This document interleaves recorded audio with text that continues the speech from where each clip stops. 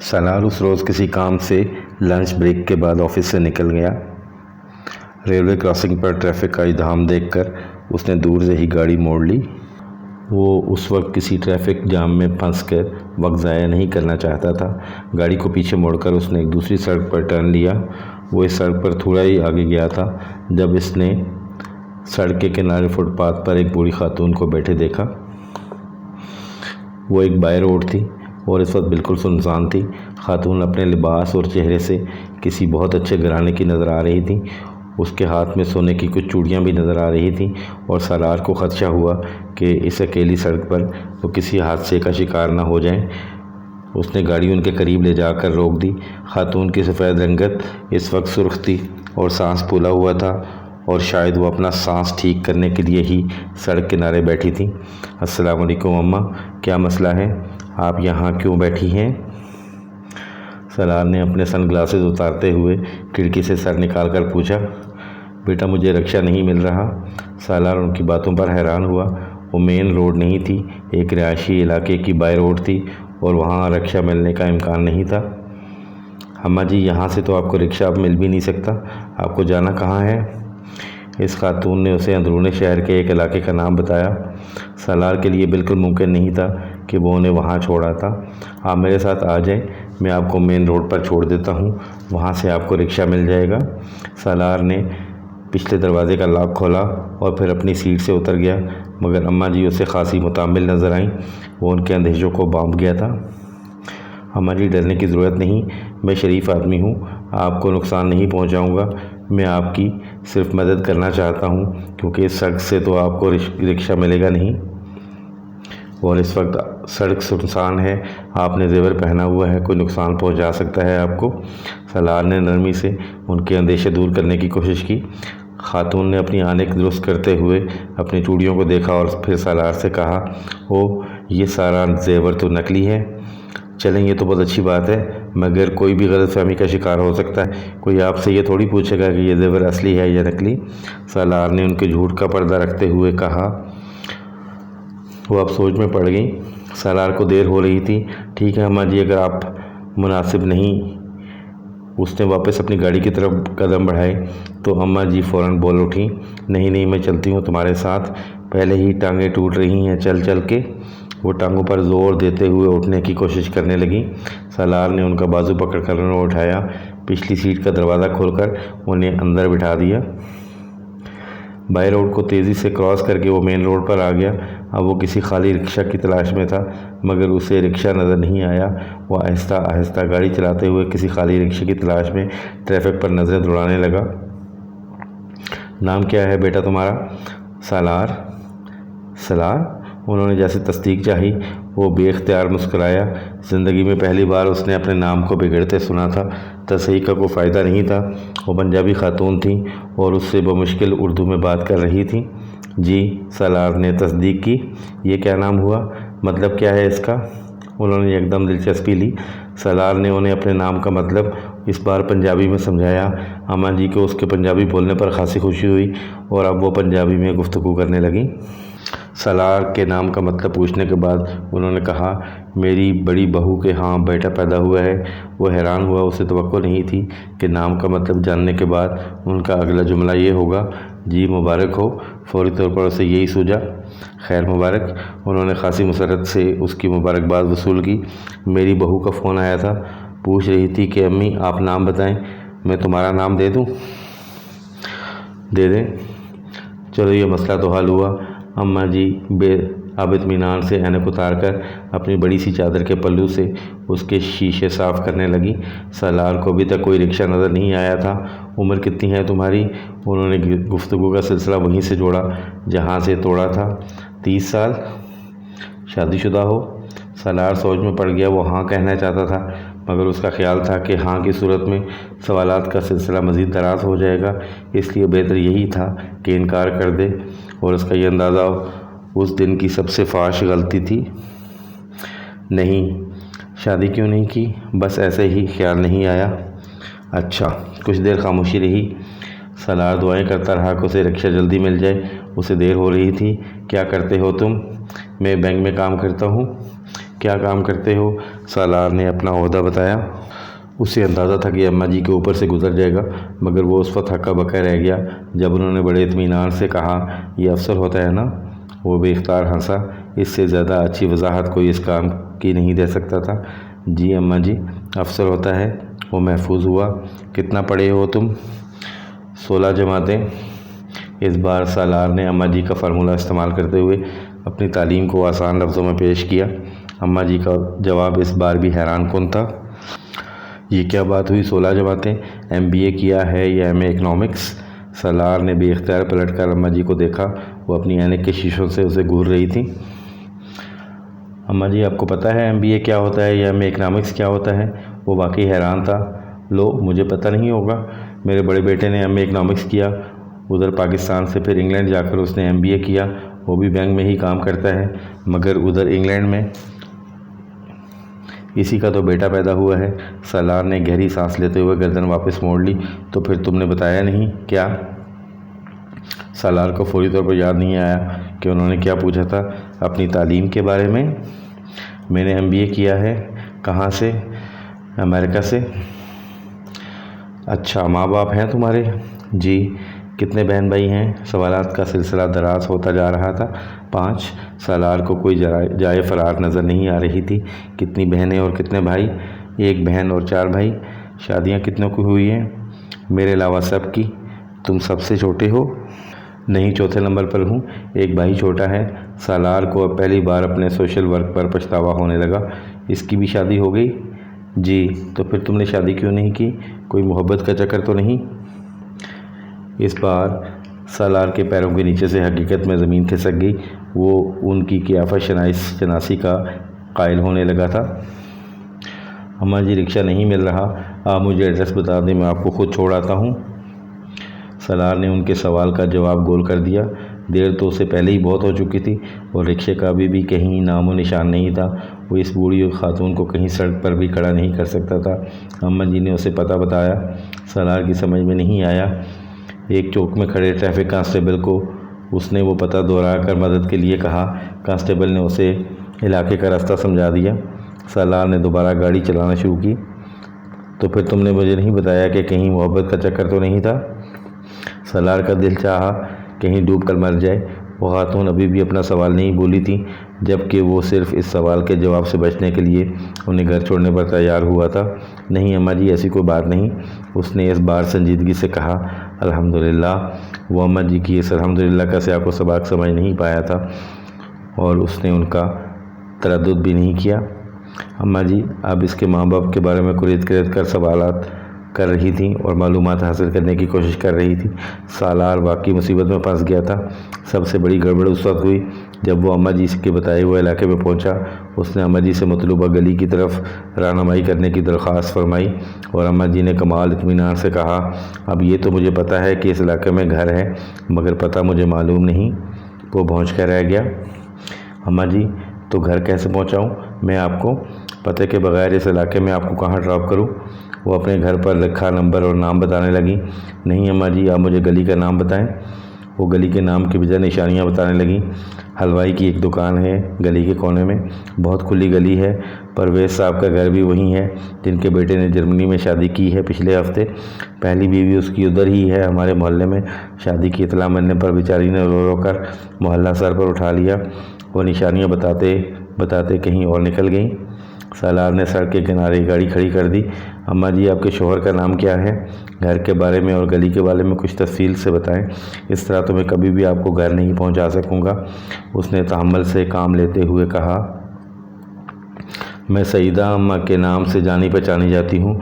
मियाँ बेचारे तो 10 साल पहले फौत हो गए, उनको तो लोग भूल भाल गए। और गली का तो मैं तुम्हें बता रही हूँ, बहुत बड़ी गली है। 3 दिन पहले गटर के 2 ढक्कन लगा कर गए हैं, बिल्कुल नए, सीमेंट से जोड़ कर गए हैं। हर माह कोई ना कोई उतार कर ले जाता था। अब बेफिक्री हो गई है। सालार ने बेख्तियार गहरा सांस लिया। अम्मा जी, क्या मैं ये कहकर लोगों से आपकी गली का पूछूं कि गटर के 2 नए ढक्कनों वाली गली? आप वहाँ के किसी ऐसे शख्स का नाम बताएं जिसे लोग जानते हों, जो कदरे मारूफ हो। वो मुर्तज़ा साहब हैं, जिनके बेटे मुजफ्फर की टांग टूट गई थी कल सुबह। अम्मा जी, ये तो कोई तारफ़ नहीं होता। वो उसकी बात पर बुरा मान गई। लो भला, अब क्या हर घर में टांग टूटती है किसी न किसी की। सलार चुपचाप गाड़ी से उतर गया। आसपास की दुकानों से उसने सईदा अम्मा के बताए हुए कवायद के मुताबिक गली तलाश करना शुरू की, मगर जल्द ही उसे पता चल गया कि उन निशानियों के साथ वो कम से कम आज की तारीख में घर नहीं ढूंढ सकता। वो मायूस होकर वापस लौटा। अम्मा जी, घर में फ़ोन है आपके? गाड़ी के अंदर घुसते ही उसने पूछा। हाँ है। सलार ने सुकून का सांस लिया। उसका नंबर बताएं मुझे। सलार ने अपना मोबाइल निकालते हुए कहा। नंबर का तो मुझे नहीं पता। वो एक बार फिर धक से रह गया। फ़ोन नंबर भी नहीं पता? उसने शदीद सदमे के आलम में कहा। बेटा, मैंने कौन सा कभी फ़ोन किया है? मेरे बेटे खुद ही कर लेते हैं, रिश्तेदार भी खुद कर लेते हैं, या ज़रूरत हो तो बेटी मिला देती है। इधर मॉडल टाउन में किसके पास गई थी? सलार को एकदम ख्याल आया, उधर कुछ रिश्तेदार हैं, मेरे पोते की मिठाई देने गई थी, उन्होंने फ़खरिया बताया। सलार ने सुकून का सांस लेते हुए गाड़ी स्टार्ट की। ठीक है, उधर ही चलते हैं। वहाँ का पता बताएं। पता तो मुझे नहीं पता। ये सलार इस बार सदमे से कुछ देर के लिए बोल भी ना सका। तो फिर गई कैसे थी आप? बेटा, असल में जहाँ जाना हो हमसाई के बच्चे छोड़ आते हैं, उन्हीं को घर का पता है। पिछले 10 साल से मुझे वही लेकर जा रहे हैं। वो छोड़ जाते हैं और फिर वहाँ से बिलाल वगैरह वापस छोड़ जाते हैं। असल में ये बिलाल वगैरह भी पहले मेरे मोहल्ले में ही रहते थे, यही को 10-12 साल पहले उधर गए हैं, इसलिए मेरे पूरे मोहल्ले को उनके घर का पता है। सलार ने कुछ नहीं कहा। अब उसे उम्मीद थी कि जहाँ से उसने इस खातून को पिक किया है वहाँ बिलाल वगैरह का घर वहीं कहीं होगा। सईदा अम्मा की गुफ्तगू जारी थी। आज तो ऐसा हुआ कि बिलाल के घर पर कोई था ही नहीं, सिर्फ मुलाजमा थी। मैं कुछ देर बैठी रही, फिर भी वो लोग नहीं आए, तो मैंने सोचा खुद घर चली जाऊं, और फिर माशाअल्लाह तुम मिल गए। अम्मा जी, आप रिक्शे वाले को क्या बताती?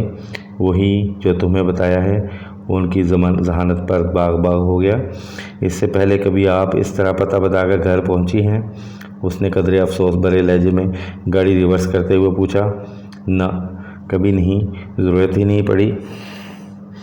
सईदा अम्मी का इत्मीनान काबिल रश्क था। सलार मज़ीद कुछ कहे बगैर गाड़ी सड़क पर ले आया। अब तुम कहाँ जा रहे हो? सईदा अम्मा ज़्यादा देर चुप नहीं रह सकी। जहाँ से मैंने आपको लिया था घर उसी सड़क पर होगा, आपने कोई टर्न तो नहीं लिया था? सलार ने बैक व्यू मिरर से उन्हें देखते हुए पूछा। नहीं, मैंने नहीं लिया, सईदा अम्मा ने कदरे उलझे हुए अंदाज में कहा। सलार ने उनके लहजे पर गौर नहीं किया। उसने इत्मीनान की सांस ली। इसका मतलब था घर उस सड़क पर ही कहीं था, और गलियों की निस्बत कॉलोनी में घर तलाश करना आसान था, वो भी इस सूरत में जब उसे सिर्फ एक सड़क के घर देखने थे। तुम सिगरेट पीते हो? खामोशी यकदम टूटी। वो गाड़ी ड्राइव करते करते चौंक गया। मैं? इसने बैक व्यू मिरर में देखा। सईदा अम्मा भी बैक व्यू मिरर में ही देख रही थी। नहीं, वो सवाल को समझ नहीं सका था। कोई और नशा वगैरह? वो इस बार सवाल से ज़्यादा उनकी बेतकल्लुफ़ी पर हैरान हो रहा था। आप क्यों पूछ रही हैं? बस वैसे ही। अब इतना लंबा रास्ता में खामोश कैसे रहूँगी? उन्होंने अपनी मजबूरी बताई। आपको क्या लगता है मैं नशा करता हूँ कोई? सलार ने जवाबन उनसे पूछा। नहीं, कहाँ, इसलिए तो मैं पूछ रही थी। तो फिर नहीं करते? उनके अंदाज ने इस बार सलार को महसूस किया। नहीं, उसने मुख्तसरन कहा। वो आप सिग्नल पर रुके हुए थे। कोई गर्लफ्रेंड है? सलार को लगा उसे सुनने में कोई गलती हुई है। उसने पलटकर सईदा अम्मा को देखते हुए पूछा। आपने क्या पूछा है? मैंने कहा कोई गर्लफ्रेंड है? सईदा अम्मा ने गर्लफ्रेंड पर जोर देते हुए कहा। सलार खिलखिलाकर हंस पड़ा। आपको पता है गर्लफ्रेंड क्या होती है? सईदा अम्मा उसके सवाल पर बुरा मान गई। क्यों भाई, 2 बेटे हैं मेरे, मुझे नहीं पता होगा कि गर्लफ्रेंड क्या होती है। जब उन्हें बाहर पढ़ने के लिए भेजा था तो कहकर भेजा था मेरे शोहर ने कि गर्लफ्रेंड नहीं होनी चाहिए, और फिर महीने में एक बार फ़ोन आता था दोनों का। सिग्नल खुल गया। सलार मुस्कुराते हुए सीधा हो गया और एक्सेलरेटर पर पाँव दबा दिया। सईदा अम्मा ने बात जारी रखी। मैं दोनों से कहती थी कि कसम खाकर बताएं, उन्होंने कोई गर्लफ्रेंड बनाई तो नहीं? जब तक शादियां नहीं हो गई हर बार फ़ोन पर सबसे पहले दोनों कसम खाकर यही बताते थे मुझे, सलाम भी बाद में किया करते थे। वह फ़खरिया अंदाज में बताती जा रही थी। बड़े ताबेदार बच्चे हैं मेरे, दोनों ने गर्लफ्रेंड नहीं बनाई। आपने अपनी पसंद से दोनों की कहीं शादियाँ की हैं? सलार ने पूछा। नहीं, दोनों ने उधर ही अपनी पसंद से शादियाँ की हैं, उन्होंने सादगी से कहा। सालार के हल्क से बेख्तियार कहका निकला। क्या हुआ? सईदा अम्मा ने संजीदगी से पूछा। कुछ नहीं। आपकी बहुएं अंग्रेज़ हैं? नहीं, पाकिस्तानी हैं, मगर वहीं रहती थीं, मेरे बेटों के साथ काम करती थीं। मगर तुम हंसे क्यों? सईदा अम्मा ने अपना सवाल दोहराया। कोई ख़ास बात नहीं। सईदा अम्मा कुछ देर खामोश रहीं, फिर उन्होंने कहा, तो तुमने बताया नहीं कि गर्लफ्रेंड? सालार ने बात काट दी। नहीं है सईदा अम्मा, गर्लफ्रेंड भी नहीं है। माशाअल्लाह माशाअल्लाह। वो एक बार फिर इस माशाअल्लाह का सियाक़ सबक समझने में नाकाम रहा। घर अपना है? नहीं, किराए का है। कोई मुलाजिम वगैरह है? मुस्तकिल तो नहीं है, मगर सफाई वगैरह के लिए मुलाजिम रखा हुआ है। और ये गाड़ी तो अपनी ही होगी? जी। और तनख्वाह कितनी है? सालार रवानी से जवाब देते देते एक बार फिर चौंका। गुफ्तगू किस नोयत पर जा रही थी, फौरी तौर पर उसकी समझ में नहीं आया। सईदा अम्मा, आप यहाँ अकेली क्यों रहती हैं? अपने बेटों के पास क्यों नहीं चली जाती? सालार ने मौजू बदला। हाँ, मेरा यही इरादा है। पहले तो मेरा दिल नहीं चाहता था, मगर अब ये सोचा है कि बेटी की शादी कर लूँ तो फिर बाहर चली जाऊँगी। अकेले रहते रहते तंग आ गई हूँ। सालार अब उस सड़क पर आ गया था जहाँ से उसने सईदा अम्मा को पिक किया था। मैंने आपको यहाँ से लिया था। आप बताएं इनमें से कौन सा घर है? सालार ने गाड़ी की रफ्तार आहिस्ता करते हुए दाएं तरफ के घरों पर नज़र डाली। नंबर का नहीं पता, घर की पहचान तो होगी आपको? सईदा अम्मा बगौर घरों को देख रही थी। हाँ हाँ, घर की पहचान है। वो घर की निशानियाँ बताने लगीं, जो इतनी मुबहम थी जितना उनके अपने घर का पता। वो सड़क के आखिरी सिरे पर पहुंच गए। सईदा अम्मा घर नहीं पहचान सकी। सालार बिलाल के वालिद का नाम पूछकर गाड़ी से नीचे उतर गया और बारी बारी दोनों तरफ के घरों से सईदा अम्मा के बारे में पूछने लगा। आध घंटे के बाद वह सड़क पर मौजूद हर घर में जा चुका था। मतलूबा नाम के किसी आदमी का घर वहाँ नहीं था। आपको उनका नाम ठीक से याद है? वो थक खाकर सईदा अम्मा के पास आया। हाँ, लो भला, अब मुझे नाम भी नहीं पता होगा। सईदा अम्मा ने बुरा माना। लेकिन इस नाम के किसी आदमी का घर यहाँ नहीं है, ना ही कोई आपके बारे में जानता है। सालार ने गाड़ी का दरवाज़ा खोलकर अंदर बैठते हुए कहा। हाँ, तो ये साथ वाली सड़क पर देख लो। सईदा अम्मा ने कुछ फासले पर एक और सड़क की तरफ इशारा किया। लेकिन सईदा अम्मा, आपने कहा था कि घर इसी सड़क पर है। सालार ने कहा। मैंने कब कहा था? वो मोतरज़ हुई। मैंने आपसे पूछा था कि आपने टर्न तो नहीं लिया। आपने कहा नहीं। सालार ने उन्हें याद कराया। वो तो मैंने कहा था, मगर ये होता क्या है? सालार का दिल डूबा। टर्न? हाँ, यही। आप किसी और सड़क से मुड़कर तो यहाँ नहीं आई। लो, तो इस तरह कहो ना। सईदा अम्मा को तसल्ली हुई। मैं क्यों यहाँ बैठ गई थी? थक गई थी चल चल कर, और ये सड़क तो छोटी सी है, यहाँ मैं चल कर क्या थक सकती थी? सालार ने गाड़ी स्टार्ट कर ली। वो दिन बहुत ख़राब था। किस सड़क से मुड़कर यहाँ आई थी आप? उसने सईदा अम्मा से कहते हुए गाड़ी आगे बढ़ाई। मेरा ख्याल है वो पहली सड़क को देखते हुए उलझी। ये है, उन्होंने कहा। सालार को यकीन था वो सड़क नहीं होगी, मगर उसने गाड़ी इसी सड़क पर मोड़ ली। ये तो तय था कि आज का सारा दिन इसी तरह ज़ाया होना था। अगला 1-1.5 घंटा वो आसपास की मुख्तलिफ सड़कों पर सईदा अम्मा को लेकर फिरता रहा, मगर उसे कोई कामयाबी नहीं हुई। सईदा अम्मा को ही घर दूर से शनासा लगता। पास जाने पर वो कहना शुरू कर देती, ना ना ना, ये नहीं है। वो बिलाखिर कॉलोनी में तलाश छोड़कर उन्हें वापस उसी मोहल्ले में ले आया जहाँ वो पहले उनका घर ढूंढता रहा था।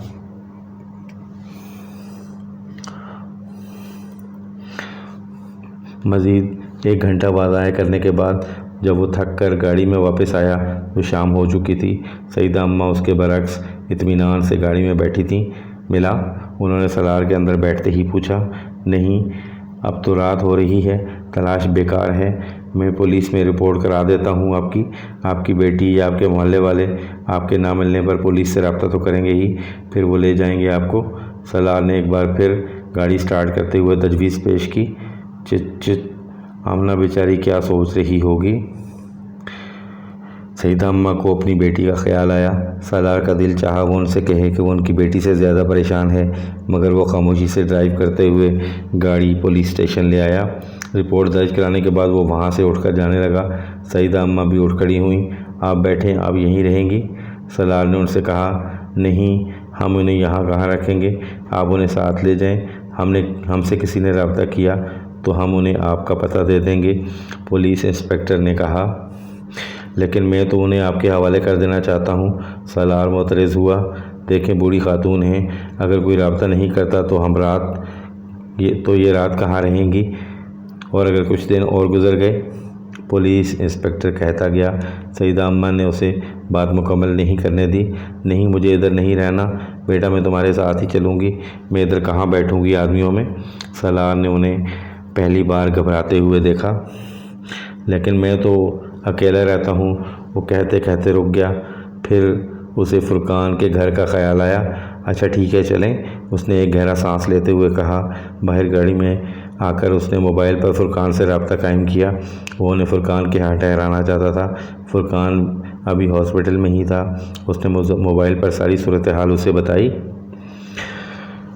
नौशीन तो गाँव गई हुई है, फुरकान ने उसे बताया, मगर कोई मसला नहीं, मैं थोड़ी देर में आता हूँ, उन्हें अपने फ़्लैट पर ले जाऊँगा। वो कौन सी कोई नौजवान खातून है कि मसला हो जाएगा। तुम ज़रूरत से ज़्यादा ही मोहतात हो रहे हो। नहीं, मैं उनके आराम के हवाले से कह रहा था, उनको ऑकवर्ड ना लगे। सालार ने कहा। नहीं लगता यार, पूछ लेना तुम उनसे, वरना फिर किसी साथ वाले फ्लैट में ठहरा देंगे, आलम साहब की फैमिली के साथ। अच्छा तुम आओ, फिर देखते हैं, सालार ने मोबाइल बंद करते हुए कहा। कोई बात नहीं बेटा, मैं तुम्हारे पास ही रह लूँगी, तुम मेरे बेटे के बराबर हो, मुझे एतमाद है तुम पर, सईदा अम्मा ने मुतमईन लहजे में कहा। सालार ने सिर्फ मुस्कुराने पर इक्तफ़ा किया। उसने रास्ते में रुककर एक रेस्टोरेंट से खाना लिया। भूख से उसका भी बुरा हाल हो रहा था और यकदम उसे एहसास हुआ कि सईदा अम्मा भी दोपहर से उसके साथ कुछ खाए पिए बगैर फिर रही हैं। उसे नदामत का एहसास हुआ। अपने फ़्लैट की तरफ जाते हुए उसने रास्ते में एक जगह रुककर सईदा अम्मा के साथ सेब का ताज़ा जूस पिया। वो ज़िंदगी में पहली बार किसी बूढ़े शख्स के साथ इतना वक्त गुजार रहा था और उसे एहसास हो रहा था कि यह आसान काम नहीं था। फ्लैट में पहुंचकर वो अभी सईदा अम्मा के साथ खाना खा रहा था जब फुरकान आ गया। उसने सईदा अम्मा से ख़ुद ही अपना तारुफ़ कराया और फिर खाना खाने लगा। चंद मिनटों में ही वो सईदा अम्मा के साथ इतनी बेतकल्लुफ़ी के साथ ठेठ पंजाबी में गुफ्तगू कर रहा था कि सालार को रश्क आने लगा। उसने फुरकान से अच्छी गुफ्तगू करने वाला कभी नहीं देखा था। उसके गुफ्तगू के अंदाज़ में कुछ न कुछ ऐसा ज़रूर था कि दूसरा अपना दिल उसके सामने खोल कर रख देने पर मजबूर हो जाता था। इतने सालों से दोस्ती के बावजूद वो फुरकान की तरह गुफ्तगू करना नहीं सीख सका था। 10 मिनट बाद वहाँ खामोशी से खाना खाने वाले एक सामे की हैसियत इख्तियार कर चुका था, जबकि फुरकान और सईदा अम्मा मुसलसल गुफ्तगू में मसरूफ़ थे। सईदा अम्मा ये जानकर कि फुरकान डॉक्टर है, उससे तिब्बी मशवरा लेने में मसरूफ़ थी। खाने के ख़ात्मे तक वो फुरकान को मजबूर कर चुकी थी कि वो अपना मेडिकल बॉक्स लाकर उनका चेकअप करे। फुरकान ने उन्हें यह नहीं बताया कि वो ऑन्कोलॉजिस्ट है। वो बड़ी तहम्मुल मिजाजी से अपना बैग लेकर आया। उसने सईदा अम्मा का ब्लड प्रेशर चेक किया, फिर स्टेथोस्कोप से उनके दिल की रफ्तार को मापा और आखिर में नब्ज़ चेक करने के बाद उन्हें यह यकीन दिलाया कि वो बेहद तंदुरुस्त हालत में हैं, बल्कि ब्लड प्रेशर या दिल की कोई बीमारी नहीं है। सईदा अम्मा एकदम हशाश बशाश नजर आने लगी। सालार उनके दरमियान होने वाली गुफ्तगू सुनते हुए किचन में बर्तन धोता रहा।